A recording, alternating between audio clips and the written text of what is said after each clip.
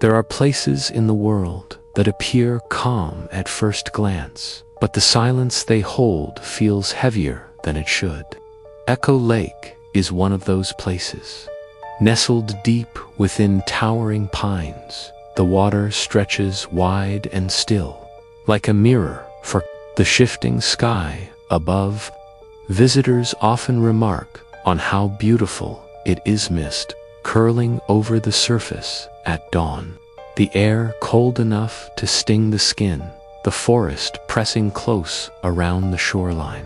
Yet beneath its stillness lies something that unsettles even the most grounded travelers. Over the years, scattered reports have surfaced, strange bursts of static crackling through radios, fragmented voices breaking the quiet, and even music where no signal should exist. Hikers claimed they heard their names carried through the static. Campers described transmissions repeating long after the devices were switched off. These accounts were dismissed by some as interference or imagination, but others insisted they were real, too consistent to ignore. Tonight, we'll follow these voices into the mist. We'll begin with the first known account, the story of a fisherman whose radio picked up something that shouldn't have been there, and the mystery that followed him into the depths of Echo Lake. It began, as many stories do, with a man who believed himself to be entirely alone. In the summer of 1973, a fisherman named Harold McKee set out onto Echo Lake just after dawn. The water was calm, the sun breaking in thin bands across the surface, and the only sounds were the steady dip of his oars and the distant calls of loons. Harold had been coming to this lake for years, drawn to its promise of solitude. On that morning, he expected nothing more than a few quiet hours, a good catch, and perhaps the satisfaction of escaping the noise of his daily life. But just as he dropped his first line into the water, his small battery-powered radio crackled to life. Harold had brought it only for weather updates. Instead, through a haze of static, a faint voice broke through. At first, it was little more than fragmented syllables, rising and falling as though carried by wind. He leaned in closer, thinking it might be a ranger bulletin or another fisherman nearby. But the voice didn't sound official. It sounded weak, pleading. "Help, please, anyone." The words were scattered, swallowed by static, but unmistakable. Harold froze, the line in his hand forgotten, his eyes locked on the radio. The voice returned, clearer this time, repeating the word help again and again, as if caught in a broken loop. Then came a sharp burst of static, so loud it made him flinch, followed by silence. He tried adjusting the dial, turning the knob carefully, searching for the signal again. Nothing, just the hollow hiss of dead air. But the silence around him now felt different. The birds had stopped calling. Even the gentle ripple of the lake seemed to fade, as though the world itself was holding its breath. For the rest of the morning, Harold couldn't shake the unease. He rowed across the lake, convinced he would see someone stranded along the shore, or perhaps a capsized boat. But there was nothing. The water stretched endlessly, smooth and empty. When he finally returned to the dock, he told a friend about what he'd heard. The friend laughed it off, suggesting Harold had picked up some distant radio transmission bouncing off the atmosphere. Yet Harold couldn't dismiss it so easily. The tone of the voice, the desperation was too real, too human. Weeks later, Harold's boat was found adrift near the far side of the lake. His gear was still inside. His catch sat in a bucket, untouched, and the radio, oddly, was still switched on. Harold himself was gone. No sign of a struggle, no tracks along the bank, just absence. The locals whispered about it, quietly, careful, not to attract attention from reporters. Some said Harold had simply drowned, though no body was ever recovered. Others claimed he had been lured by the very voice he had heard, drawn toward the depths by something that wanted him closer. What made the story linger wasn't only Harold's disappearance, it was the fact that in the years after, others began to report the same thing. Campers, hikers, even passing truckers who stopped near the lake late at night. Static, a faint voice, sometimes calling for help, sometimes saying nothing at all, but repeating coordinates, numbers, or even a single word again and again. And though Harold was the first recorded case, he would not be the last. His disappearance marked the beginning of a pattern, one that would repeat for decades, each time growing stranger and harder to explain.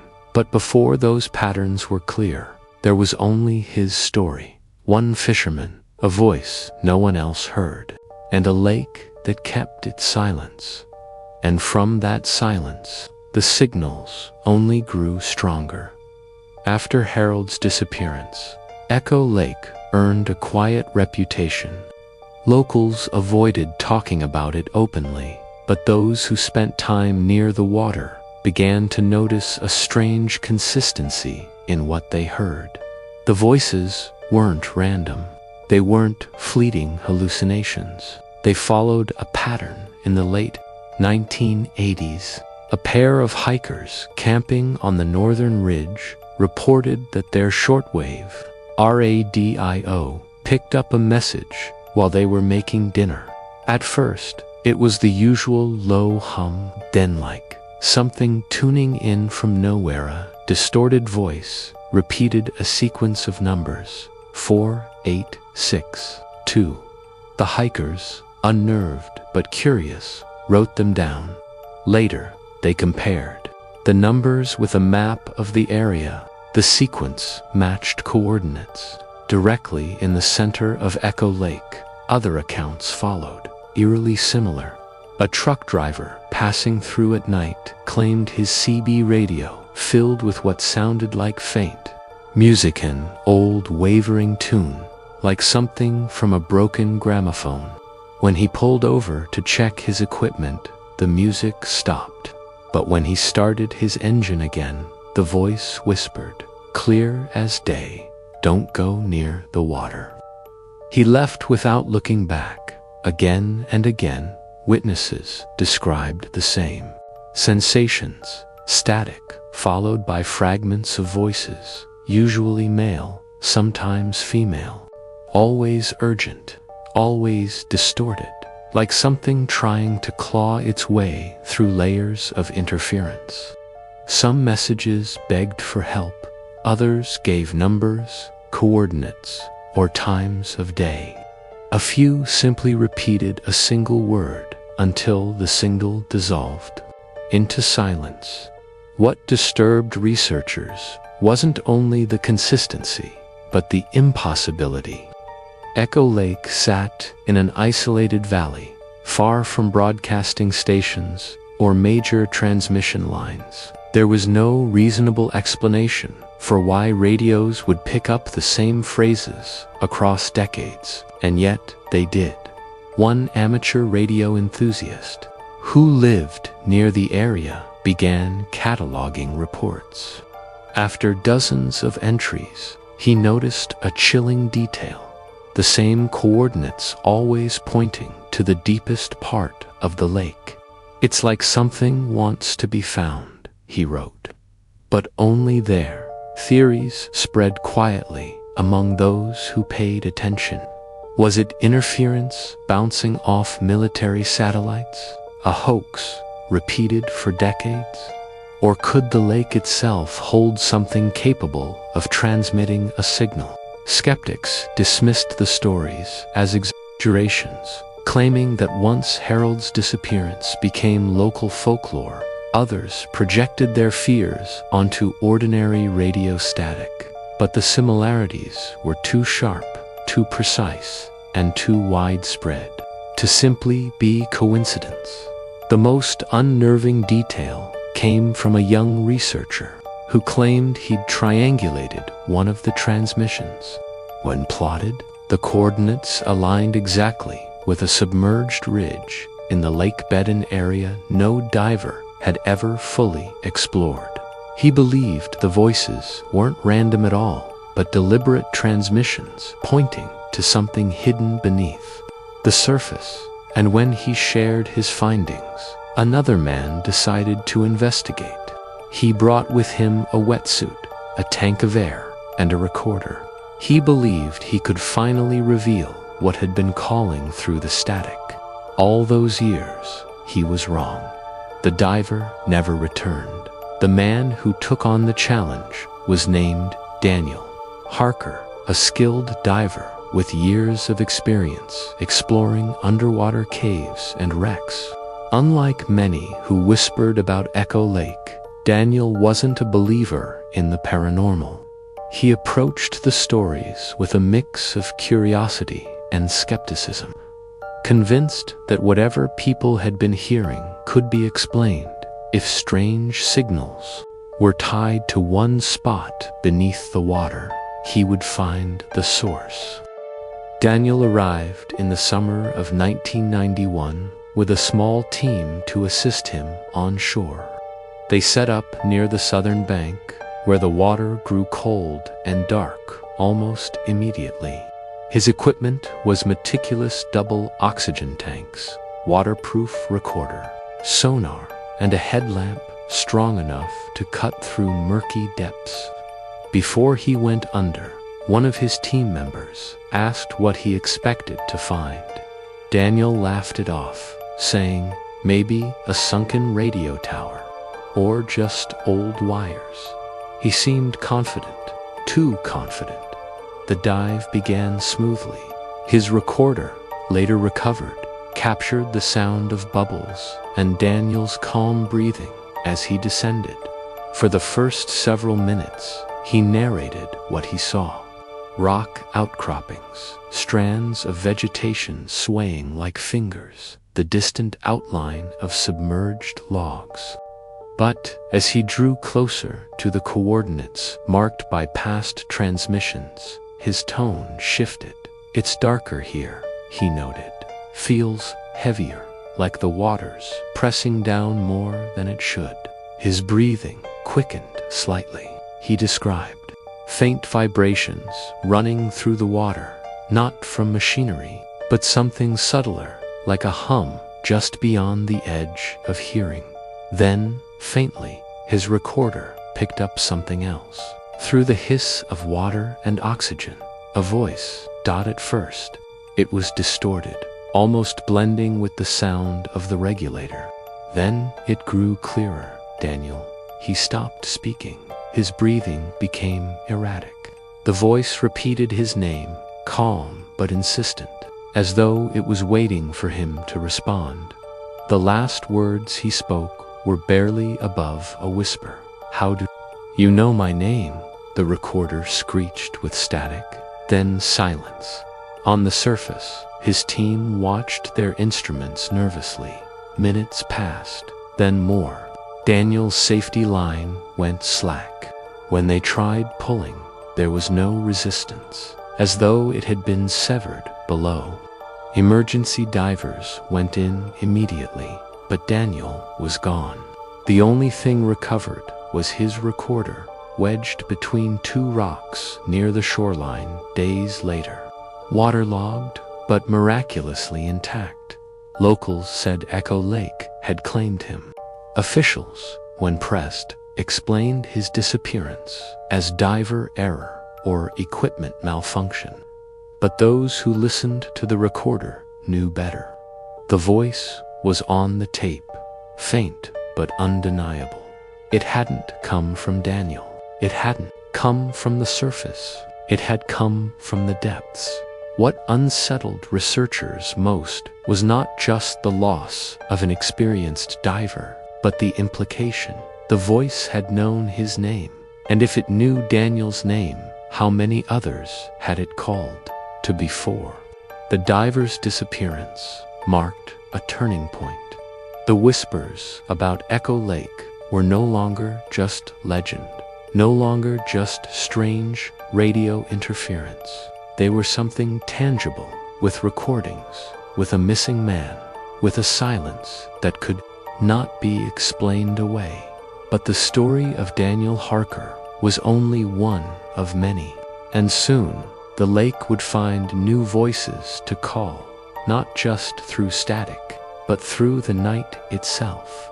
The next came from a group of campers. Their last night alive began with laughter and ended with whispers in the dark. It was early autumn, when a group of 4 friends decided to spend a weekend at Echo Lake. They were young, carefree, and like so many before them, dismissive of the rumors. To them, the stories of static and voices were nothing more than fuel for campfire scares. They pitched their tents near the tree line, lit a fire, and laughed about how haunted the lake was supposed to be. For most of the night, things were ordinary.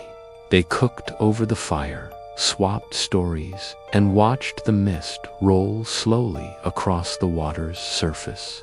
One of them, curious about the legends, pulled out a small portable radio.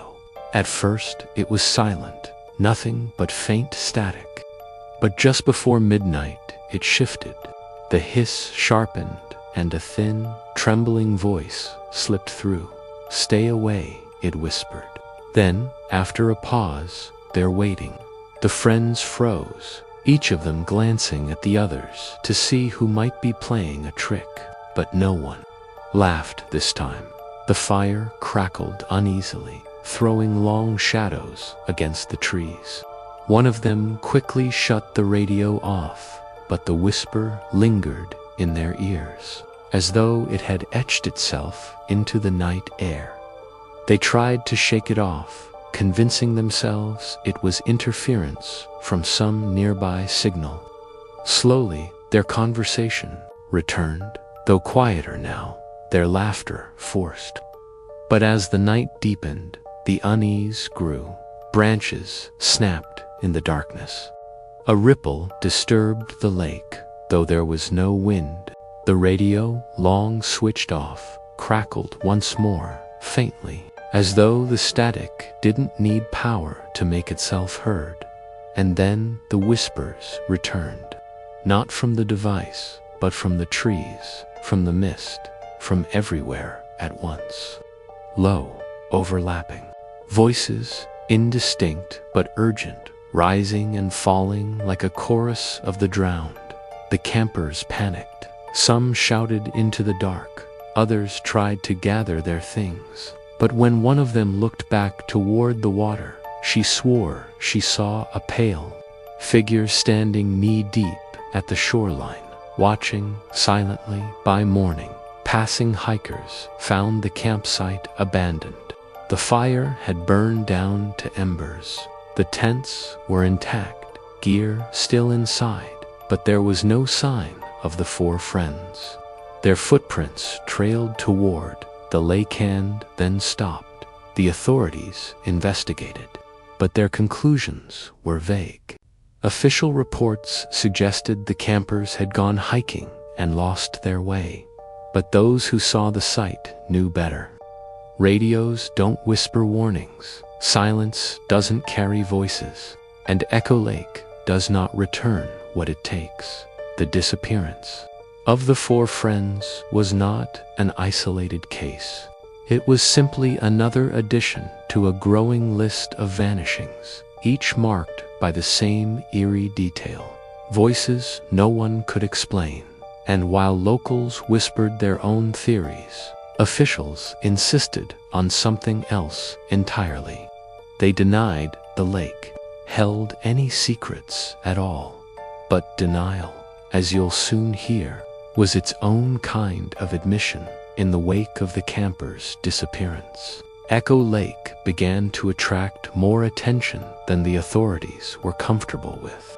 Reporters circled, locals whispered, and families of the missing demanded answers. Yet the official explanations came quickly, delivered with the same steady tone each time. Interference, miscommunication, unfortunate accidents, nothing more. Sheriffs, deputies told the public that the radio static was nothing unusual, that atmospheric conditions could bend signals in strange ways, sometimes making distant broadcasts bleed through. A few even suggested the stories of voices were the result of tired minds, hikers spooking themselves in the silence of the forest. People hear what they expect to hear, one official said. Echoes can play tricks on you, but that neat dismissal only deepened suspicion. How, then, could so many accounts spanning decades, from fishermen to truckers to campers, describe the same words, the same numbers, the same impossible clarity? Static might be explained. Patterns could not. When pressed about Harold McKee or Daniel Harker, officials were even more evasive. Harold, they said, likely drowned. Daniel, they insisted, made a mistake on his dive. Both were tragedies, yes, but not mysteries. The lake, they claimed, was dangerous only because of its depth and its isolation. Nothing more. Still, certain details were never addressed in these official denials. How did the campers' footprints lead directly to the water, then vanish? Why was Daniel's safety line found cut, not frayed? And why did every missing person's belongings, thence boats, gear remain untouched, as if whatever claimed them cared only for the person and nothing else? The denials served a purpose, though. They calmed the uneasy, allowing outsiders to move on, convincing most that Echo Lake was simply another wilderness with its share of unfortunate accidents. But for those who lived nearby, who had heard the static for themselves, the explanations rang hollow, because alongside the silence of the lake, journals and notes were being kept, private records from people who refused to dismiss what they'd seen, heard, and felt. These journals would tell a different story. One not of interference, but of something intelligent, patient, and unrelenting. And one of those journals, recovered years later, revealed what the authorities never could. It was the work of a researcher who spent months at Echo Lake, documenting every whisper, every pulse, every signal, until his writing was interrupted. The journal was discovered years later, tucked away in a weathered cabin near the western ridge of Echo Lake. Its owner was a man named Dr. Robert Greaves, a researcher with a background in acoustics and electromagnetic anomalies. Unlike the locals who whispered about the lake, Greaves had come with a scientific eye and a calm determination to strip the mystery of its superstition. But as his writings revealed, even science has limits when confronted with the unknown. The first entries were steady, almost clinical. Greaves described the landscape, the unusual stillness of the lake, and the magnetic readings that wavered unpredictably whenever he set up instruments along the shore. There's interference here, he noted on his first day. Strong, consistent, and difficult to trace. I believe it's natural, possibly geological, nothing supernatural. Weeks passed, and the entries grew darker. His instruments detected pulses at regular intervals, always around midnight. The pulses weren't random. They formed repeating patterns. Sometimes they resembled coordinates. Other times, they mirrored the rhythm of human speech, like syllables stripped of their words. He wrote, "The lake speaks in intervals, not chaotic, but deliberate." At night, he began to hear what his instruments recorded. The static was no longer confined to machines. It pressed into the air itself, like a faint chorus drifting over the water. One entry described a moment where the whispers seemed to overlap. Dozens of voices speaking at once. Impossible to distinguish individual words, he scrawled. But the emotion is clear, pleading, insistent, urgent. It feels aware of me. His notes became unsettled. He stopped writing in neat lines, words trailing off mid-thought. On one page, the ink was smudged, as though his hand had trembled. It knows my name. I heard it. No one else here, no devices powered on, and yet, it said my name from across the water. By the second month, his rational tone had crumbled. The signals aren't interference. They respond, he wrote. When I move equipment, they shift. When I speak aloud, the static changes pitch. It's interaction, not accident. Something beneath this lake is listening, and it doesn't want to be ignored. The final entries were almost unreadable. Sentences dissolved into frantic fragments. Not alone tonight. Hands in the water. The voices closer now. One page contained nothing but the word help, written over and over until the pen cut grooves into the paper. And then, abruptly, the writing stopped. The last entry ended mid-sentence. It's inside thee, followed by a jagged line. The ink pooling at the edge of the page. No trace of Greaves himself was ever found. The cabin remained, his instruments scattered and broken, some still, recording faint bursts of static. Locals claimed that if you sit quietly enough by the lake, you can still hear his voice, blending with the others, calling faintly from the water. What the journal revealed was chilling, not only for what it contained, but for what it implied. If Greaves was correct, the signals weren't random. They weren't atmospheric quirks or echoes of the past. They were deliberate, intelligent, and they knew who was listening. The question that followed was unavoidable. What exactly was sending them? Some turned to folklore for answers, whispering of the drowned village buried beneath Echo Lake, its cemetery consumed when the dam was built. Others believed the truth was stranger still, that the voices weren't human at all. But one thing was clear. Whatever Greaves encountered, it wanted to be heard, and if his journal was any warning, listening too closely was the first step toward never returning. Long before Echo Lake became a destination for hikers and fishermen, the valley it filled was home to a small village. Old maps list its name as Canton, a settlement of fewer than 100 people in the 1940s.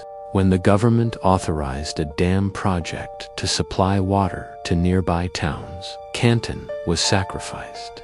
Residents were forced to leave, and the entire valley was flooded. Homes, a schoolhouse, and even the village cemetery disappeared beneath the rising waters.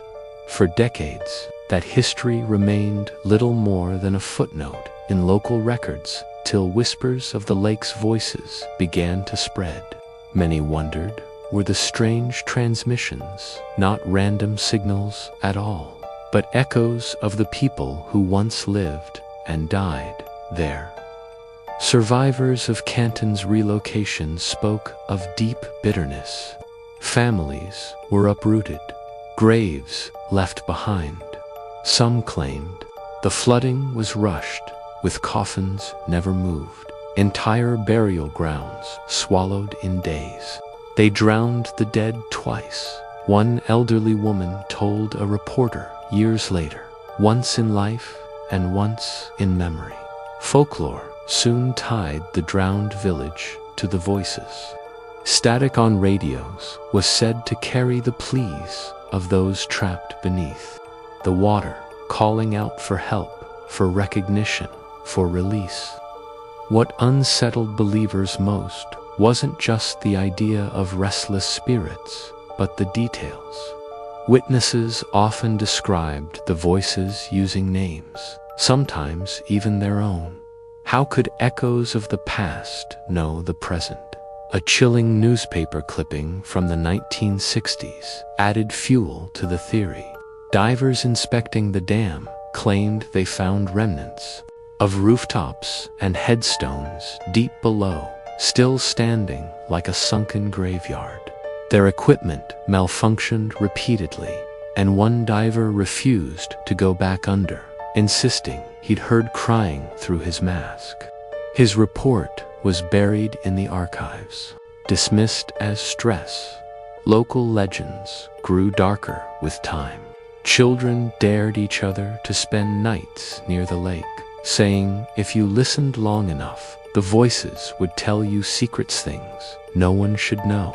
Others believed the signals weren't echoes at all, but messages from those who had been abandoned, warnings, invitations, or perhaps attempts to pull the living down to join them.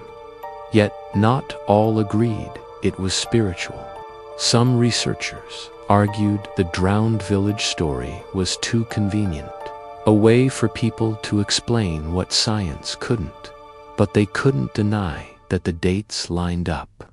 The first reports of voices began not long after the valley was flooded, and the consistency of the coordinates always leading to the deepest part of the lake matched where the cemetery had been, whether folklore or fact. The theory of the drowned village gave the mystery of Echo Lake a shape, a reason, and a face. But it also raised a disturbing question. If these voices truly belonged to the dead, why did they seem to change over time? Why did they sometimes call out the names of those still alive? That detail, more than any other, unsettled even the skeptics. Because if the voices weren't merely fragments of history, then something else was speaking through them. And one night, decades after Canton disappeared, a recording would capture the clearest voice yet. Not a whisper, not static, but a direct, unmistakable plea for help addressed to the man who heard it. The clearest account came not from a hiker, a camper, or even a diver, but from a man who spent his nights alone with a radio. His name was Thomas Reeve, a retired signal operator who had once worked monitoring emergency frequencies. After hearing about Echo Lake's strange transmissions, he decided to set up equipment in a small cabin just outside the valley. He wasn't a thrill seeker, nor a believer in ghost stories. He was methodical, patient, and above all skeptical. For weeks, his recordings captured nothing more than the usual static. But then came the night of October 14th, 2002. Thomas's logbook, recovered after his disappearance, detailed the sequence. At exactly 11:47 p.m., his receiver began picking up faint pulses, regular and rhythmic, like someone tapping on glass. He noted the frequency far outside normal broadcast ranges, then adjusted the dial. The pulses shifted into something else, a whisper. At first, the words were stretched and broken, syllables bending under the weight of static. But slowly, unbearably slowly, the sound sharpened. And then, with a clarity that defied explanation, the voice spoke his name, Thomas. He froze, staring at the receiver as though the machine itself had betrayed him. In his log, the entry wavered. Clear voice, impossible, said, "My name, male, urgent." The recording, later transcribed, captured the next words, "Help me, please." The way the voice spoke unsettled him most. It wasn't a scream. It wasn't distant. It was calm, direct, as though someone were sitting across from him, pleading, softly but firmly, as if knowing he would listen, for the next 5 minutes. Thomas wrote frantically in his log, noting that the signal seemed to respond to him. When he asked aloud, "Who are you?" the static shifted. When he asked, "Where are you?" the voice gave numbers coordinates that pointed once again to the center of Echo Lake. Then the transmission grew louder. The voice repeated his name again and again, each time clearer, closer, more insistent. "Thomas, Thomas, help me." His handwriting became unsteady in the log, the words rushing across the page. "I feel like it knows me. It knows where I am. It isn't broadcasting. It's calling." And then came the moment that no one who heard the recording could explain. The voice, after repeating his name one final time, said something new, something personal. It mentioned the name of his late wife, whispered it with a tenderness that made Thomas drop his pen.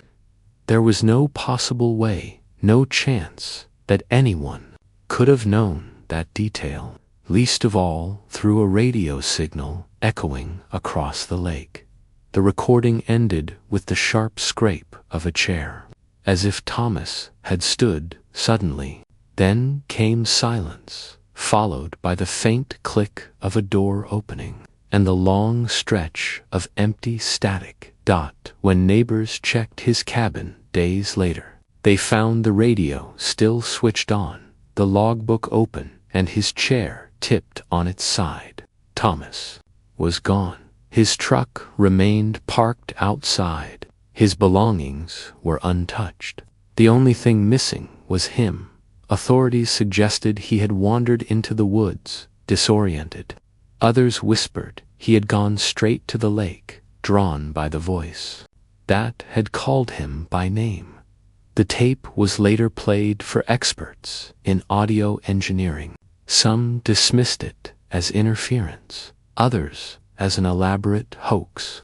But those who listened carefully noted something chilling in the final seconds, a faint echo layered under the static, not of one voice, but many, like dozens of whispers overlapping, weaving around Thomas's name. The signal had stopped transmitting after that night, but people claimed the lake itself had grown louder. Radios picked up new bursts of static. Fishermen swore they heard voices even without equipment.